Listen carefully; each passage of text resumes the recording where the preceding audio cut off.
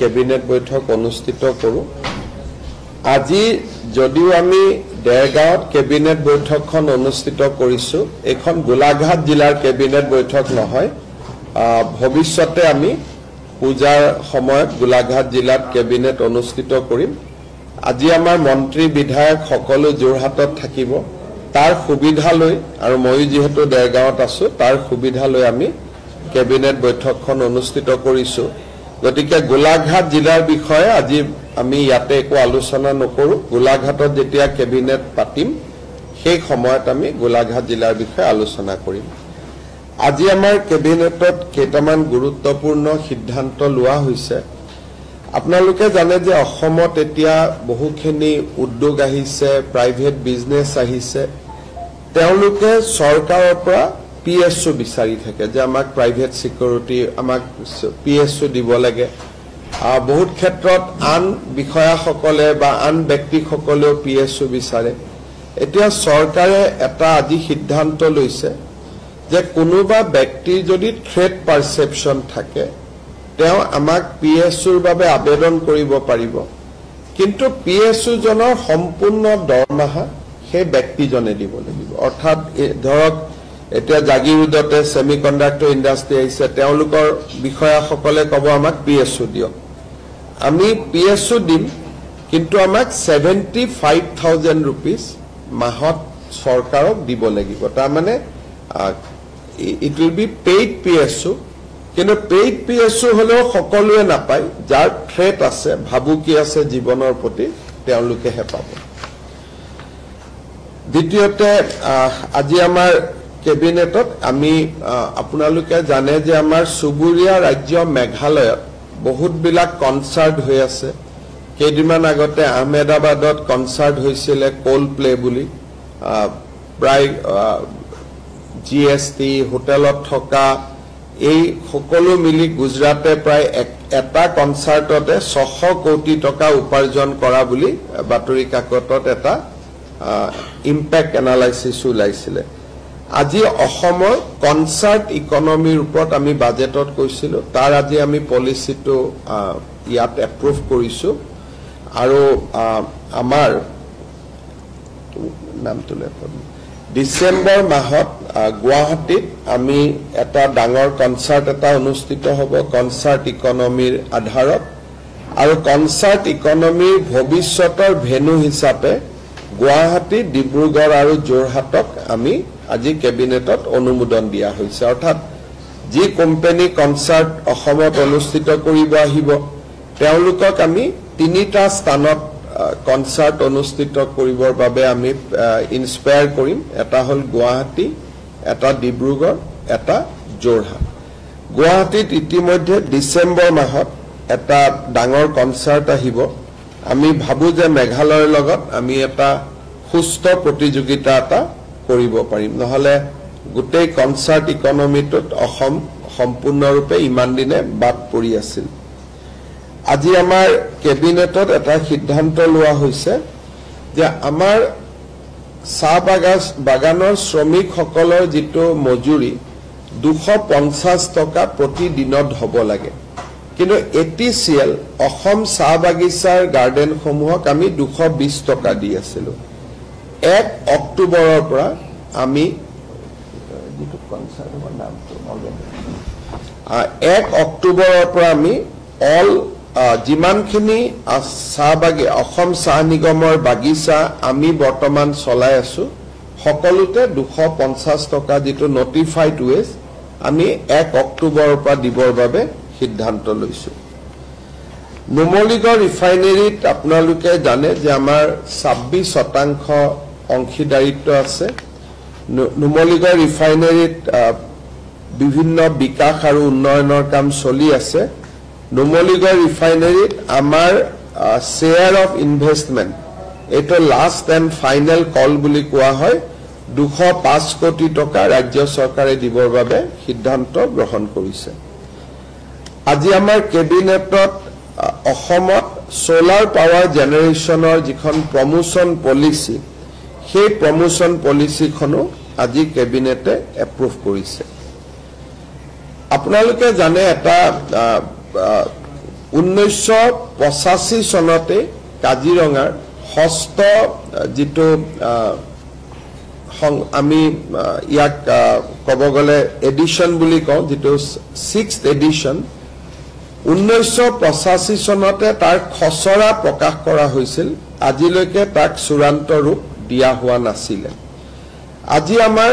কেবিনেটে কাজিৰঙাৰ 6th এডিশনটো আমি চূড়ান্ত ৰূপ দিওঁ যেতিয়া কাজিৰঙাত আমি 6th এডিশনৰ ফাইনেল নটিফিকেশন আজি আমি এপ্ৰুভ কৰিছো ইয়াৰ টোটাল হেক্টৰ হ'ব 47,291 হেক্টৰ কাজিৰঙাৰ 6th এডিশন আজি কেবিনেটে ফাইনেলি নটিফাই কৰিছে ইমান দিন এটো এটা প্ৰিলিমিনাৰী নটিফিকেশনৰ ওপৰত আছিল আজিৰ পৰা এটো চূড়ান্ত হ'ল আৰু চূড়ান্ত বাউণ্ডাৰীটো আমি 47,291 হেক্টৰত আমি চূড়ান্ত কৰিছো এই চূড়ান্ত কৰোতে আমি ৰাইজৰ কেইবাটাও সমস্যা আজি সমাধান কৰিছো বিশ্বনাথ চাৰিআলি জিলাৰ গোপালজাৰণী গনাইটাপু জাবৰে থুতে চাপৰি বালিগাঁও বিশ্বনাথ ঘাট উমাতামনি এই গোটেই কেইটা অঞ্চলক আমি কাজিৰঙাৰ ষষ্ঠ অনুসূচীৰ বাহিৰত ৰাখিছো উইদাউট ৰিডিউসিং দা এৰিয়া যেতিয়া প্ৰিলিমিনাৰী নটিফিকেশন আছিল তেতিয়া 41,000 হেক্টৰ আছিল আজি আমি হেক্টৰ 47,000 কৰিলো বঢ়ালো কিন্তু ৰাইজে ইমান দিনে ভোগী থকা সমস্যা গোপালজাৰণী গনাইটাপু জবৰে থুতে চাপৰি বালিগাঁও বিশ্বনাথ ঘাট আৰু উমাতামনি আমি ষষ্ঠ অনুসূচীৰ পৰা আমি বাহিৰত ৰাখিলো ঠিক তেনে ধৰণে আমাৰ কলিয়াবৰৰ হাতিমুৰা হিলঘাট আদি যি অঞ্চলত ইমান দিন তেওঁলোকৰো এটা অনিশ্চয়তা আছিল তেওঁলোকো এতিয়া ষষ্ঠ অনুচ্ছেদত নাথাকে 6th এডিশনত নাথাকে কিন্তু total hectare of land in 6th edition এটো 6,000 হেক্টৰ প্ৰিলিমিনাৰী নটিফিকেশনতকৈ বাঢ়িছে কাৰণ ব্ৰহ্মপুত্ৰৰ মাজত তেনেকুৱা নতুন নতুন এৰিয়া ক্ৰিয়েট হৈছিল গোটেইখিনি আমি ষষ্ঠ অনুচ্ছেদত আমি দিলো কিন্তু ৰাইজৰ গাখীৰ খাতি সিলঘাট হাতিমুৰা এই গোটেই ৰাইজৰ এটা সমস্যা আজি বিডুবি এই গোটেই বিলাক ৰাইজৰ সমস্যাও আজি সমাধান হল আজি আমাৰ কেবিনেটে লাচিত বৰফুকন একাডেমি অৰ্থাৎ দেৰগাঁও পুলিচ একাডেমিৰ ফেজ 2 য'ত নেকি ৰেসিডেন্সিয়েল কোৱাৰ্টাৰ সমূহ হ'ব ট্ৰেইনিং সকলৰ ৰেসিডেন্সিয়েল কোৱাৰ্টাৰ আৰু কলনীত থকা মানুহ সকলৰ ৰেসিডেন্সিয়েল কোৱাৰ্টাৰ হ'ব 102 যেটো আমাৰ সেৱা আমি দেৰগাঁৱত কৰিম তাৰ বিল্ডিং নিৰ্মাণ এই গোটেই বিলাকক লৈ আজি কেবিনেটে 229 কোটি টকা অনুমোদন কৰিছে দেৰগাঁৱৰ পুলিচ একাডেমিৰ সেকেন্ড ফেজ অফ ডেভেলপমেন্টৰ কাৰণে 229 কোটি টকা আজি আমাৰ কেবিনেটে ডিব্ৰুগড়ত অসম বিধানসভা নিৰ্মাণ কৰিবৰ বাবে য'ত নেকি এমএলএ হোষ্টেল থাকিব বিধানসভা থাকিব 1000 মানুহ বহিব পৰা এটা ডাঙৰ অডিটৰিয়াম থাকিব এই গোটেই বিলাক লৈ আজি ডিব্ৰুগড়ত আমাৰ নতুনকৈ বিধানসভাৰ ভৱন নিৰ্মাণৰ বাবে কেবিনেটে 284 কোটি টকা অনুমোদন জনাইছে ডিব্ৰুগড়ৰ বাবে আৰু এটা সুখবৰ ডিব্ৰুগড়ত যিখন খনিকৰ ষ্টেডিয়াম আছিল তাক ইনিশিয়ালি 5,000 মানুহে বহি চাব পৰা এখন ষ্টেডিয়াম নিৰ্মাণৰ কল্পনা কৰা হৈছিল মই তাত কেবাবাৰো গৈছিলো আৰু যাওঁতে আমি সিদ্ধান্ত লৈছিলো যে অসমৰ সৰ্ববৃহৎ ষ্টেডিয়ামখন আমি ডিব্ৰুগড়ত বনাম আজি কেবিনেটে 209 কোটি টকা অনুমোদন কৰিছে 35,000 মানুহে খনিকৰ ষ্টেডিয়ামত একেলগে বহি খেল চাব পাৰিব আৰু গুৱাহাটীৰ সৰুসজাই ষ্টেডিয়ামতকৈ এইখন 10,000 সিটিং কেপাসিটি বেছি হ'ব অসমৰ আটাইতকৈ ডাঙৰ ষ্টেডিয়ামখন ডিব্ৰুগড়ৰ বাবে এতিয়া নিৰ্মাণ হ'ব খনিকৰত য'ত 5,000 মানুহ বহিব পৰা কল্পনা আছিল আজি কেবিনেটে 35,000 মানুহ বহিব পৰা প্ৰজেক্ট এটা অনুমোদন কৰিছে 209 কোটি টকা এক্সট্ৰা আমি ইয়াত ব্যয় কৰিম আৰু ইভেন্টুৱেলি এইখনে ডিব্ৰুগড়ৰ খনিকৰ ষ্টেডিয়ামখনে অসমৰ আটাইতকৈ ডাঙৰ ষ্টেডিয়ামলৈ ৰূপান্তৰ হ'ব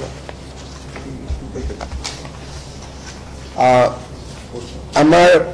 ডিসেম্বৰ 8 ডিসেম্বৰ তাৰিখে আজি আমি যেটো কনসাৰ্ট ইকোনমিৰ কথা কলো বিশেষকৈ ইয়ং জেনাৰেশনে খুব ভাল পাব পোষ্ট মেলনে বুলি এটা ডাঙৰ কনসাৰ্ট গ্ৰুপ আছে 8 ডিসেম্বৰত তেওঁলোকে গুৱাহাটীত আহি পাৰফৰ্ম কৰিব আজি আমাৰ যেটো কনসাৰ্ট ইকোনমি আমি এপ্ৰুভ কৰিলো তাৰ প্ৰথম ৰিজাল্টটো হল যে 8 ডিসেম্বৰত পোষ্ট মেলনে আহিব আদাৰৱাইজ তেওঁলোক শিলংতে যায় এবাৰ গুৱাহাটীত হ'ব আৰু খনিকৰ আদি ষ্টেডিয়াম জোৰহাট হৈ গলে লাহে লাহে আমি জোৰহাট ডিব্ৰুগড়টো লৈ যাব পাৰিম but Post Malone show on 8 December in Guwahati is confirm আৰু এটো কি আমেৰিকান ৰক বেণ্ড এটো আমেৰিকান ৰক বেণ্ড হয় আৰু যদি আপোনালোকক কিবা খুদিবলগীয়া আছে মই ক'ব পাৰো নহলে আমাৰ পিছত এসপি কনফাৰেন্সৰ বিষয়ে মই আপোনালোকক 1:30 বজাত যোৱাৰ আগতে কৈ যাম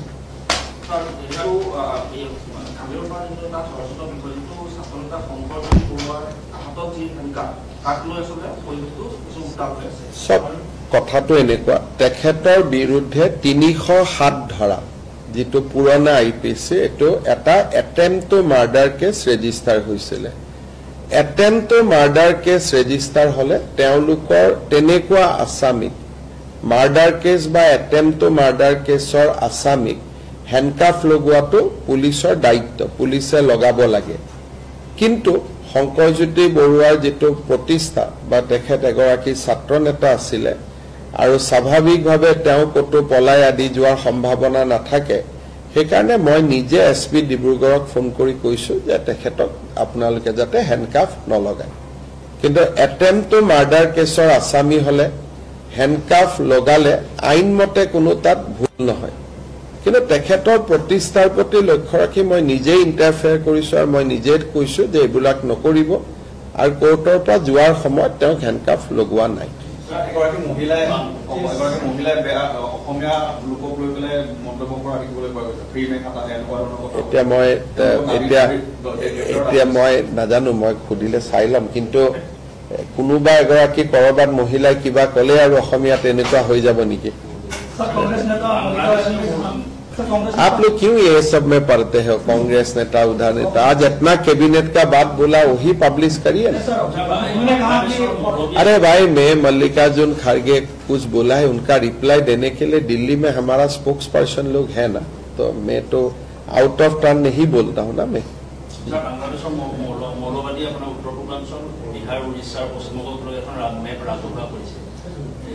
কৰাটো কোনো আপত্তি নাই মানুহে নিজৰ বস্তু নিজে লিখি থাকিব পাৰে আমিও এখন মেপ উলিয়াই দিলে হল বাংলাদেশখনক অসমত লৈ পেলাই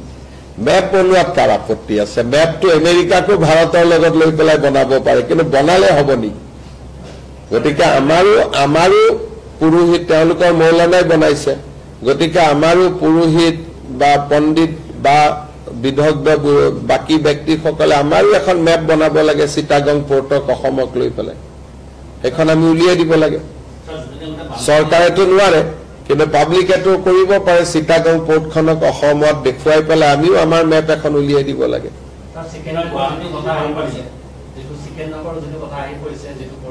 তেওঁলোকৰ দুটা চিকেন নেক আছে আমাৰ ভাৰতৰ এটা চিকেন নেক আছে আৰু বাংলাদেশৰ দুটা চিকেন নেক আছে গতিকে আমাৰ এটা চিকেন নেকক বাংলাদেশে হামলা দিলে আমিতো দুটা চিকেন নেকক হামলা দিম আমাৰ যেটো চিকেন নেক আছে মেঘালয় দি চিটাগং পোৰ্টত হেতু চিকেন নেক আমাৰ চিকেন নেকত কৈ সৰু ৰিং এটা দলিয়ালে পাই যায় সেইকাৰণে এইবিলাক কোৱা কথা আমিও আমাৰ চিকেন নেকটোৰ কথা কৈ থাকো যাতে বিভিন্ন টানেল আদি বিভিন্ন আঁচনি ভাৰত চৰকাৰৰ পৰা আমি পাব পাৰো কিন্তু চিকেন নেকত হাত দিবৰ কাৰণে ইণ্ডিয়া এখন কিমান শক্তিশালী ৰাষ্ট্ৰ তাতো আপোনালোকে আন্দাজ অপাৰেশন সিন্ধুৰতে পাইছে বাকিটো মই নিউক্লিয়াৰ আদিলৈকে যাবই খোজা নাই বাংলাদেশে মিনিমাম 14 বাৰ মান জনম লব লাগিব যে ভাৰতৰ কিবা হাত দিয়াৰ কাৰণে গতিকে বাংলাদেশক ইমান গুৰুত্ব দিয়া কথা নাই ইটস এ স্মল কান্ট্ৰি আৰু ভাৰতৰ লগত তাৰ তুলনা নহয় सर असम में 70 से ज्यादा पाकिस्तानी समर्थक पुलिस ने पकड़ा हो गया उस समय डेली ट्वीट में दे ही देता हूँ ना अब मेरा जो भी अरेस्ट होता है मैं तो ट्वीट में डाल ही देता हूँ सरकार का आगे क्या गुवाहाटी हक महानगरक हक बानपानीर পৰা সম্পূৰ্ণ উদ্ধাৰ হোৱাটো ৰাস্তা কতো নাই প্ৰত্যেক বছৰতে নতুন নতুন খালি ঠাইৰ আমি পুতি বিল্ডিং বনাও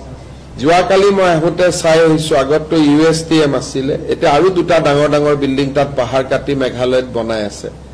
আমি সুপ্ৰিম কোৰ্টৰ এম্পাৱাৰ কমিটিত এখন আবেদন কৰিছো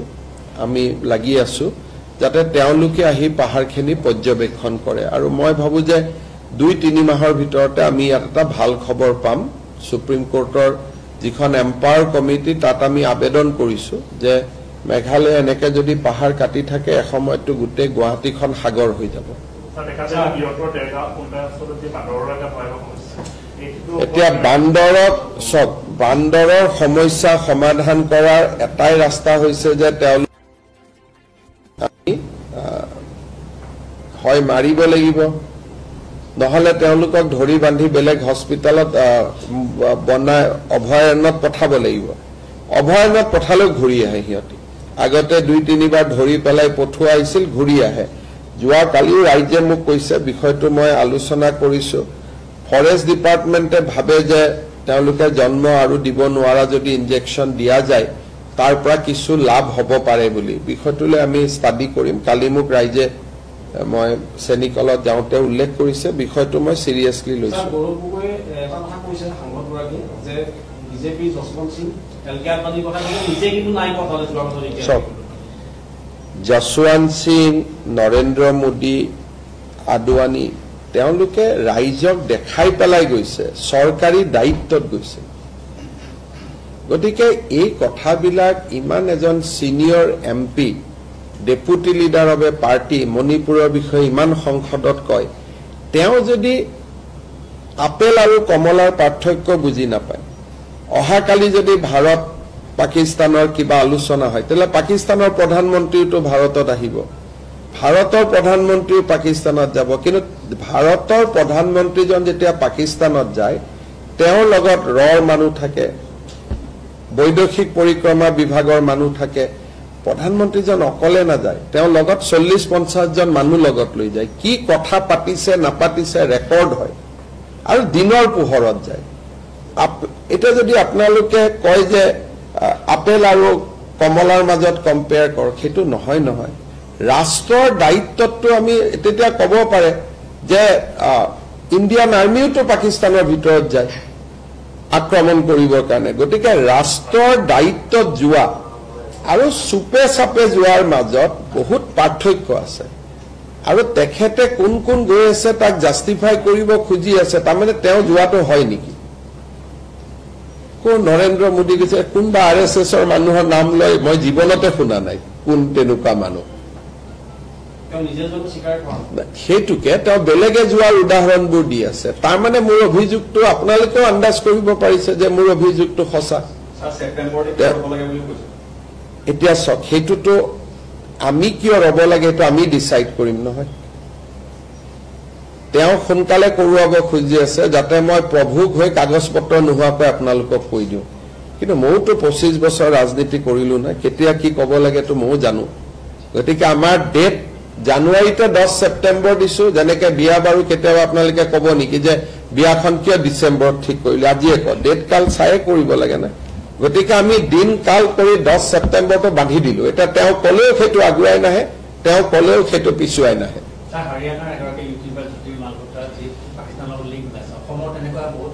মই ভাবো যে জুতি মালহোত্ৰাতকৈ আমাৰ কেছটো বেছি সিৰিয়াস জুতি মালহোত্ৰাৰ কেছটো এটা ইউটিউবাৰ ডেকা ছোৱালী এজনী তাই গ'ল জাসুস হল বেলেগ কথা কিন্তু সংসদ যোনে নেকি ডাইৰেক্ট ঘূৰি আহি পেলাই জুতি মালহোত্ৰাই নিউক্লিয়াৰ ৱেপনৰ ওপৰত সংসদত কুৱেশ্যন কৰিব নোৱাৰে জুতি মালহোত্ৰাই ৰাফেলৰ ওপৰত কুৱেশ্যন কৰিব নোৱাৰে কিন্তু আমাৰ জনাই সংসদত নিউক্লিয়াৰ ৱেপন কোট আছে ৰাফেল কোট আছে কোস্ট গাৰ্ডে কোট কি ৰাখিছে গতিকে আমাৰ জনৰ লগত জুতি মালহোত্ৰা যদি 10 100 মোৰ প্ৰশ্নটো আছিল বাকী ইউটিউবাৰবিলাক আপুনি যিটো কৈছে মই বুজিছোঁ আৰু আমি সদায় এৰেষ্ট কৰিয়ে আছোঁ কোনোবা যদি পাকিস্তানত যোৱা নাম আছে মোক দি দিব জ্যোতি মালহোত্ৰাটো এতিয়া পাকিস্তানত তেওঁৰ ল'ৰা অসমৰ্থিত বাতৰি যে তেওঁৰ সন্তান এটাও তাতে আছে বুলি কৈছে গতিকে বাট মই ইমান নাজানো মই কেছটো ষ্টাডিও কৰা নাই তেনেকুৱা যদি অসমত আৰু কোনোবা আছে এজনৰ নামটোতো মই জানো আৰু যদি বাকী কিবা আছে নাম আপোনালোকে দিব ব্যৱস্থা ল'ম